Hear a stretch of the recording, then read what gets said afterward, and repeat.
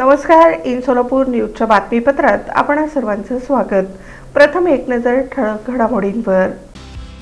या हेडलाईन्सचे प्रायोजक आहेत सोलापुरातील नावाजलेले 7 हिल्स मेन्सवेअर अँड कलेक्शन.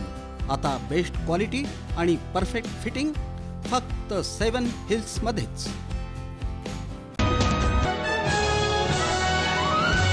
कोणतीही कर वाढ नसलेलं 1389 कोटी रुपयांचं सोलापूर महानगरपालिकेचं अंदाजपत्रक स्थायी समितीत बहुमतांनी देण्यात आली मान्यता.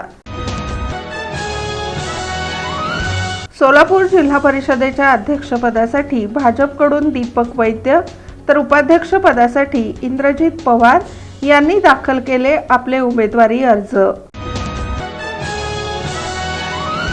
मंद्रुप पोलिसांचा जुगार अड्ड्यांवर सर्जिकल स्ट्राईक, 13 जणांवर गुन्हे दाखल, 6,66,000चा मुद्देमाल करण्यात आला जप्त.